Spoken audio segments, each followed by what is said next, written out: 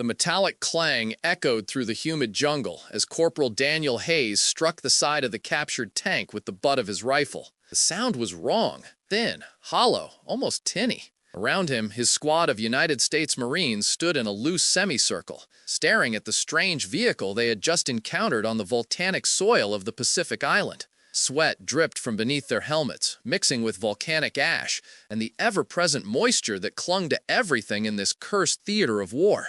The tank before them, marked with faded Japanese characters and bearing the scars of small arms fire, looked formidable enough from a distance, with its low profile and angled surfaces. But now, standing close enough to touch, something felt deeply, almost comically wrong. Hayes struck it again, harder this time, and the metal actually flexed inward slightly before bouncing back with a resonant ping.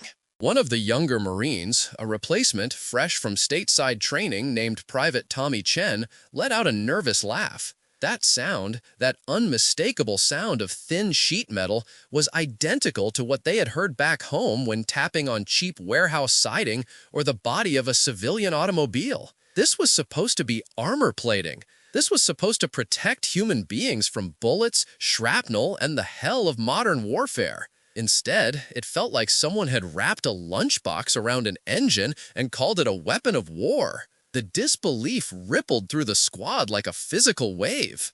Sergeant William Morrison, a veteran of Guadalcanal who had seen his share of Japanese equipment, approached the tank slowly, running his gloved hand along its surface. He had expected the satisfying resistance of proper armor plate, the kind that made your knuckles ache when you rapped on it. What he felt instead was almost an insult to the concept of armored warfare. The Type 95 light tank, as they would later learn it was designated, represented Japan's attempt to mechanize its infantry support. But standing here in the fading afternoon light, with smoke still rising from nearby fighting, it looked less like a military vehicle and more like a dangerous improvisation born of desperation and limited resources. Morrison pulled out his combat knife and, almost experimentally, pressed the tip against the armor plate. The blade went through. Not easily, requiring pressure and a twisting motion, but it penetrated nonetheless. A knife, piercing what was supposed to be tank armor. The Marines around him fell silent, the earlier nervous laughter dying in their throats as the implications settled over them like the oppressive tropical humidity. Men had died fighting these machines. American boys had called in artillery strikes and thrown themselves at these vehicles with satchel charges and grenades, believing they were confronting something formidable. And here it was, vulnerable to a determined thrust from a standard-issue blade. But the shock went deeper than simple mockery. These Marines, most barely into their 20s, had been raised on newsreels showing German panzers rolling across Europe, massive steel behemoths that required specialized weapons to stop. They had trained against mock-ups of tanks with armor measured in inches of rolled steel. The doctrine drilled into them assumed that enemy armor was a serious, protected threat, requiring coordinated anti-tank tactics. Yet here stood a machine that could barely stop rifle fire, let alone the heavy weapons they carried. The cognitive dissonance was profound and unsettling. Hayes circled the tank slowly, noting how the armor varied in thickness, or rather, in how thin it was in different places. The thickest sections, around what appeared to be the driver's compartment, might have been half an inch, maybe. Most of it looked closer to a quarter inch or less. He remembered the Sherman tanks he had seen stateside. Their armor plates measured in solid inches of hardened steel, weighing tons. This Japanese vehicle probably weighed less than some of the trucks in their motor pool. The treads were narrow, the overall design compact and low to the ground, clearly meant for maneuverability rather than protection. Private Chen, still processing what he had just witnessed, voiced the question on everyone's mind. Why would anyone design a tank like this? Why would engineers, presumed to be competent and trained, create something so fundamentally vulnerable? Morrison, his face grim, understood more than the younger men. This was not incompetence. This was limitation. Japan, an island nation lacking the raw materials and industrial base of America, had been forced to make brutal compromises. Steel was precious. Heavy armor meant slower vehicles, harder logistics, more fuel consumption, more strain on infrastructure already stretched thin across thousands of miles of ocean. The Type 95 represented not stupidity, but desperation dressed in military colors. Yet knowing the reasoning did nothing to diminish the shock. The Marines had been told they were fighting a formidable enemy, technologically sophisticated and militarily brilliant. Japanese propaganda had painted their forces as unstoppable, their equipment superior, their fighting spirit unmatched. American propaganda, for its part, had not underestimated Japanese capability in most areas. But here, exposed in the harsh light of battlefield reality, was a weapon system that seemed almost suicidal in its vulnerability. The men inside this thin shell had gone into combat knowing, or perhaps not knowing, that their protection was barely better than the uniform on their backs. Morrison ordered his men to search the interior, and what they found deepened their disturbed fascination. The cramped space inside could barely hold 3 men, a driver, a commander, and a gunner. There was no room for ammunition storage to speak of, no space for supplies, no provision for the crew's comfort or survival during extended operations. Everything was miniaturized, stripped down, reduced to its absolute minimum. The gun, a 37mm cannon, was respectable enough for its time, but limited in effectiveness against anything more robust than infantry positions or light vehicles.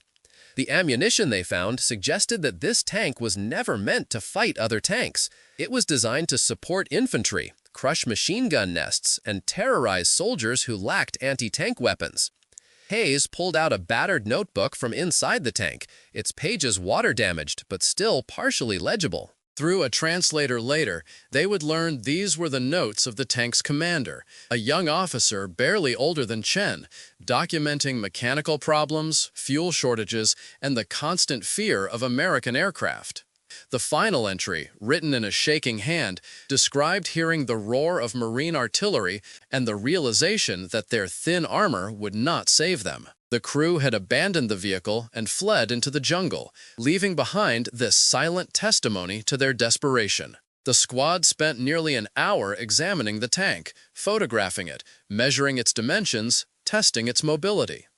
The engine, when they managed to start it using captured fuel, coughed to life with a rattling sound that suggested poor maintenance and marginal engineering. The transmission ground its gears even when handled carefully. The treads, though clever in design, showed signs of wear that indicated they would not last long under heavy use. Everything about the machine screamed expedience over excellence, urgency over quality, survival over superiority. As the sun began to set, casting long shadows across the volcanic landscape, Morrison gathered his squad for a briefing. They had learned something today that went beyond the tactical. They had glimpsed the fundamental weakness of their enemy's industrial base. Japan could produce weapons, could field armies, could project military power across vast distances. But it could not match American material superiority. Every tank the Marines faced would be vulnerable to weapons that would barely scratch American armor. Every aircraft would be cobbled together from limited resources. Every ship, every gun, every bullet represented a nation straining against the limits of its industrial capacity. But Morrison was wise enough to recognize the danger in this revelation. Contempt could breed carelessness. Just because Japanese tanks were vulnerable did not mean Japanese soldiers were any less dangerous, any less committed, any less willing to die for their cause. In fact, the opposite might be true. Men who went into battle in such inadequate vehicles demonstrated either tremendous courage or a frightening level of indoctrination. Either way, they remained deadly enemies. The Type 95 might be laughable as armor, but its machine guns still fired real bullets. Its cannon still exploded, and its crew still possessed the capacity to kill Americans if given the chance. Chen, processing everything he had seen, asked Morrison if this meant the war would be easier than they had feared. The sergeant's response was immediate and harsh. Nothing about this war was easy. Every island was soaked in blood.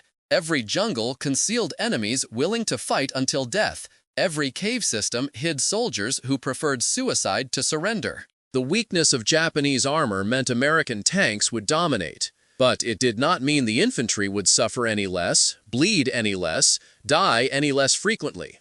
If anything, it meant Japanese forces would rely even more heavily on tactics that negated armor advantage: ambushes, night attacks, fortified positions, and the horrifying human wave assaults that had characterized so much of the Pacific fighting.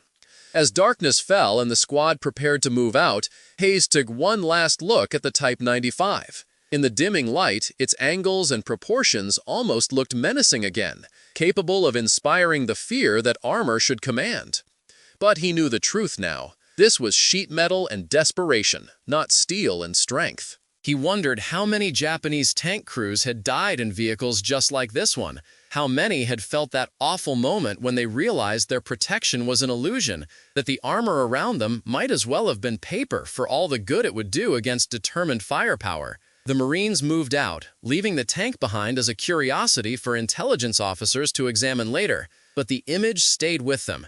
That thin, tinny metal that had made them laugh, then made them think, and finally made them understand something profound about the nature of this war. They were fighting an enemy that possessed courage, determination, and tactical skill, but lacked the fundamental industrial capacity to properly equip that courage. It was a sobering realization, tinged with a strange sadness. What might Japanese forces have accomplished with proper equipment? How many of their soldiers had died, not because of tactical failure or lack of bravery, but simply because their nation could not forge enough steel, could not produce enough oil, could not manufacture the tools of modern warfare in sufficient quantity or quality. Over the following weeks, as the Marines continued their bloody advance across the Pacific, they encountered more Type 95 tanks.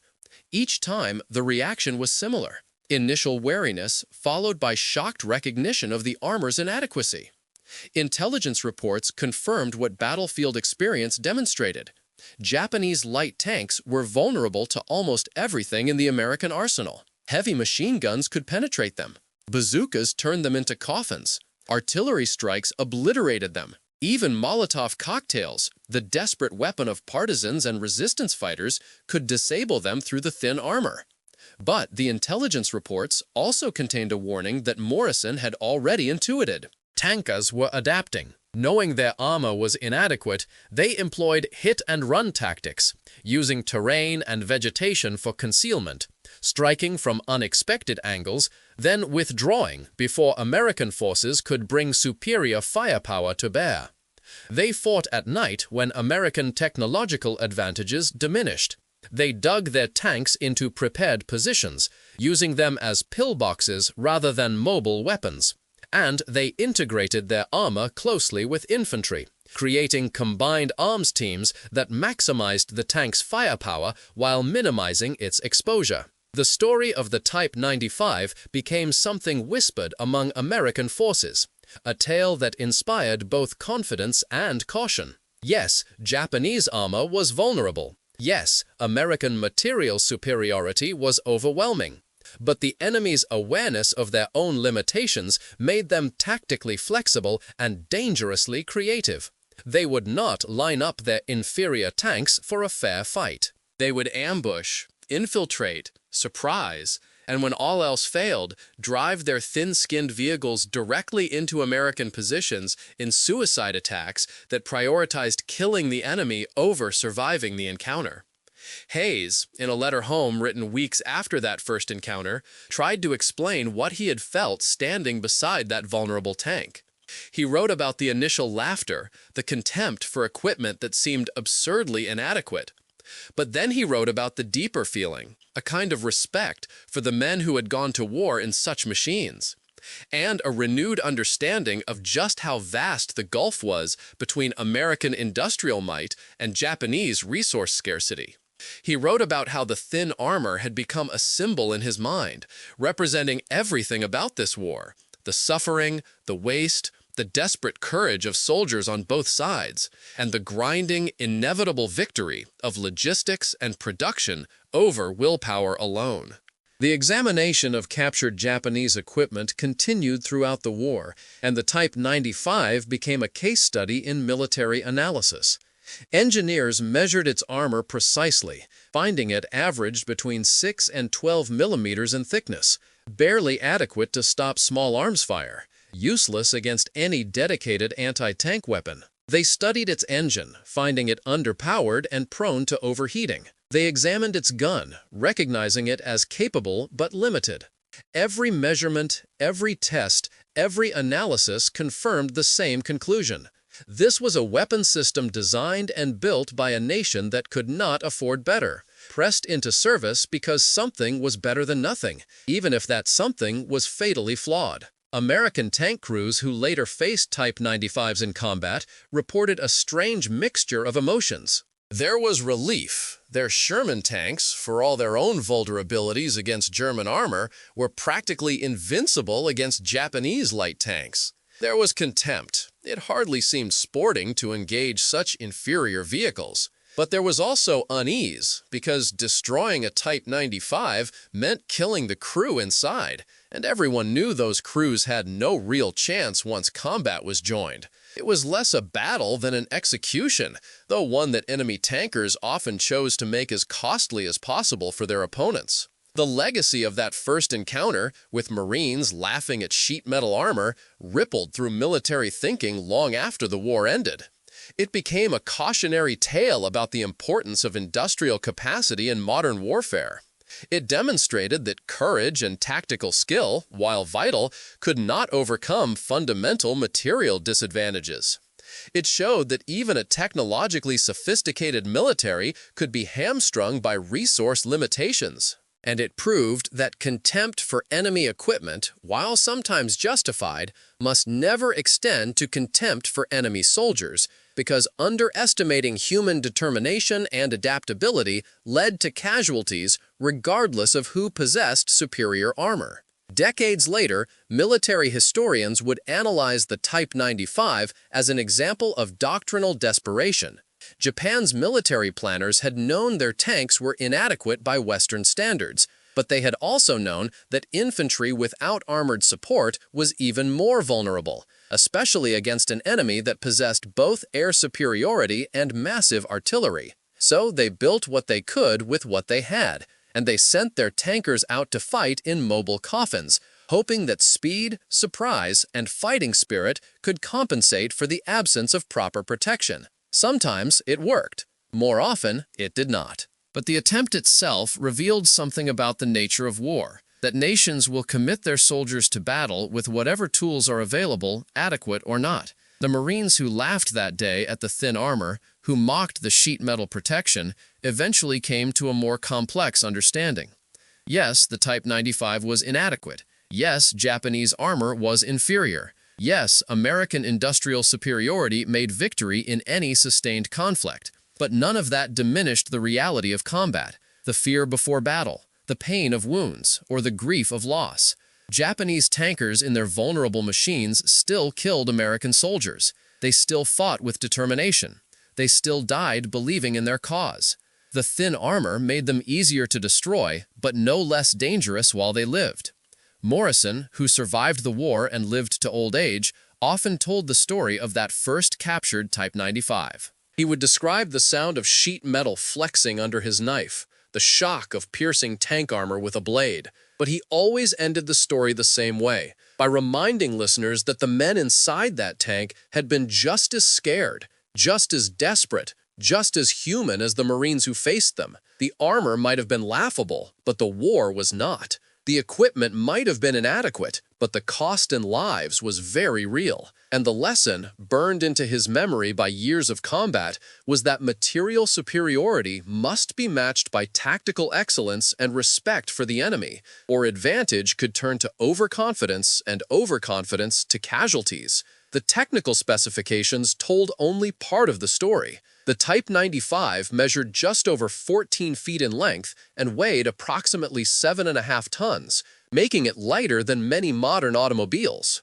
Its Mitsubishi air-cooled diesel engine produced a mere 120 horsepower, giving it a top speed of 28 miles per hour on roads and considerably less across rough terrain. The crew of 3 operated in conditions that would be considered claustrophobic even by the cramped standards of armored vehicles. The commander had to serve double duty as gunner for the turret-mounted 37mm main gun, while also coordinating with the driver and operating the radio when one was available.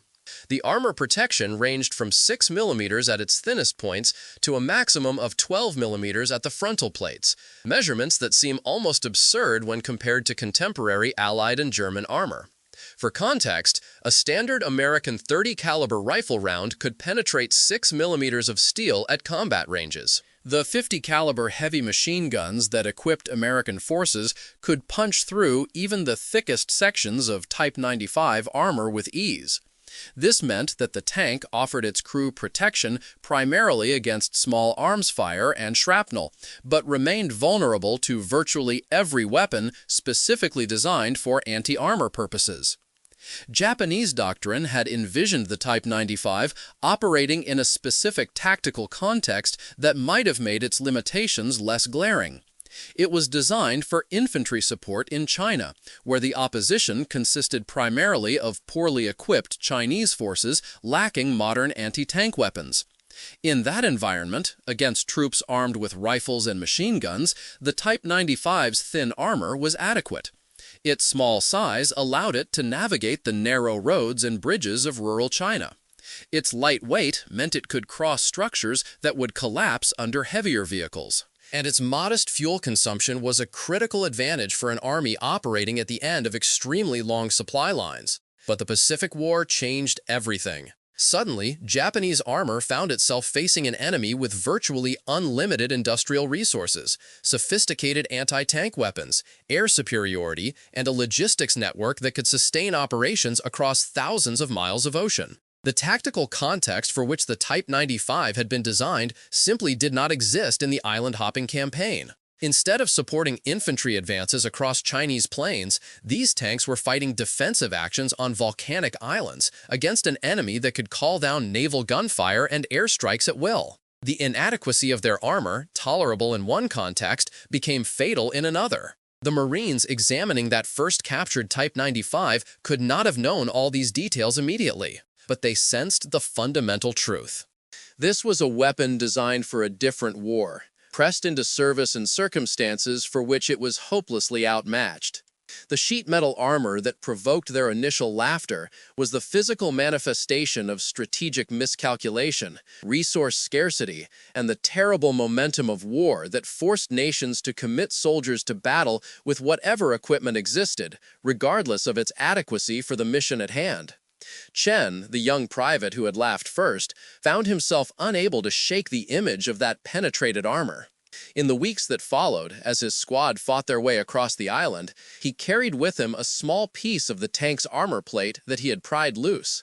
It was thin enough to bend in his hands, light enough to carry in his pack without noticing the weight. Sometimes, during quiet moments between firefights, he would take it out and turn it over in his hands, studying the way light reflected off its painted surface, testing its flexibility, trying to imagine the courage or desperation required to climb inside a vehicle protected by nothing more substantial than this flimsy metal skin. The piece of armor became something of a talisman for Chen, though he never quite articulated why he kept it. Perhaps it represented proof of American superiority, a tangible reminder that his side possessed overwhelming material advantage. Or perhaps it served as a more somber memorial, a way of acknowledging the shared humanity of the enemies he fought, men who went to war in inadequate vehicles because their nation asked them to, just as he fought on these hostile islands because America asked him to. The thin metal connected him, in some strange way, to the Japanese tankers who had trusted their lives to its protection and lost that gamble. The tactical adaptations employed by Japanese armor crews, once American forces understood the vulnerability of their equipment, revealed a kind of desperate ingenuity. Intelligence reports documented instances of Type 95 tanks being partially buried or camouflaged with such skill that they became nearly invisible until they opened fire. The Japanese would wait until American infantry approached within point-blank range, then unleash devastating fire before attempting to withdraw, or, if withdrawal was impossible, fighting until their vehicle was destroyed. These tactics minimized the time that the tank was exposed to anti-tank weapons and maximized the effectiveness of its own guns. Other crews adopted a more mobile approach, using the Type 95's superior maneuverability compared to heavier American armor to engage in hit and run attacks. They would strike from unexpected angles, fire a few rounds, then disappear into jungle or prepared hiding positions before American forces could coordinate a response. This guerrilla-style armor employment was never part of Japanese doctrine, but necessity drove innovation. If their armor could not protect them in a sustained engagement, they would avoid sustained engagements, operating instead as mobile fire support that appeared, struck, and vanished. The most disturbing adaptation, from the American perspective, was the increasing use of Type 95s in suicide attacks. As the strategic situation deteriorated and Japanese forces faced certain defeat, some tank crews chose to pack their vehicles with explosives and drive them directly into American positions in deliberate suicide runs. The thin armor that offered so little protection in defensive combat became irrelevant when the crew had no intention of surviving the engagement. These attacks were often devastatingly effective, particularly against concentrated infantry positions or supply depots, though they represented the ultimate admission of the Type 95's inadequacy as a conventional fighting vehicle. Hayes found himself thinking about these suicide attacks with a mixture of horror and unwilling respect.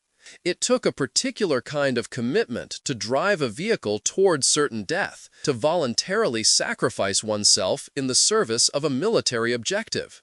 The Americans had been taught to view such actions as evidence of Japanese fanaticism, proof of an alien mindset that valued death over life.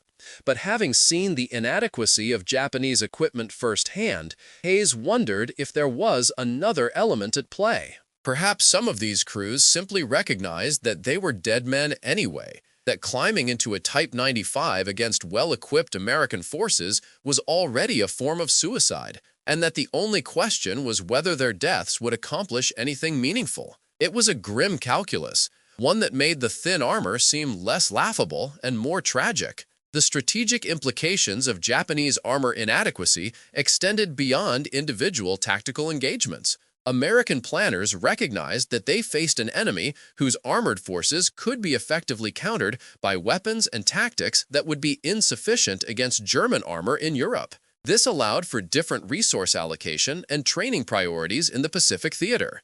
Anti-tank weapons could be lighter and more portable. Infantry could be trained to engage enemy armor with greater confidence. Tactical doctrine could be adjusted to reflect the reduced threat posed by Japanese mechanized forces. But this recognition also created a dangerous temptation toward overconfidence. The ease with which American forces destroyed Japanese armor in direct engagements led some commanders to underestimate the overall capability of their enemy. This could result in inadequate reconnaissance, insufficient preparation for non-armor threats, and a general complacency that Japanese forces were quick to exploit. The Type 95 might be vulnerable, but the Japanese soldier was not, and confusing the weakness of equipment with weakness of the men who wielded it led to costly mistakes. Morrison made this point repeatedly in his briefings to replacement troops arriving fresh from training. He would show them photographs of destroyed Type 95s, pointing out the thin armor and explaining how easily American weapons penetrated it. But then, he would show them casualty reports from engagements where Marines had grown careless, where the assumption that Japanese armor was laughable had led to inadequate precautions and unnecessary deaths. The lesson he hammered home was simple: respect the capabilities of your weapons, understand the limitations of enemy equipment, but never, ever underestimate the determination and tactical skill of the soldiers you face. As the war ground toward its inevitable conclusion, the Marines who had laughed at sheet metal armor found their perspective evolving. What had seemed like a simple story of American superiority revealing enemy weakness became more nuanced, more complex, more troubling. The Type 95 represented many things simultaneously: Japanese industrial limitations, strategic miscalculation, desperate courage, tactical adaptation,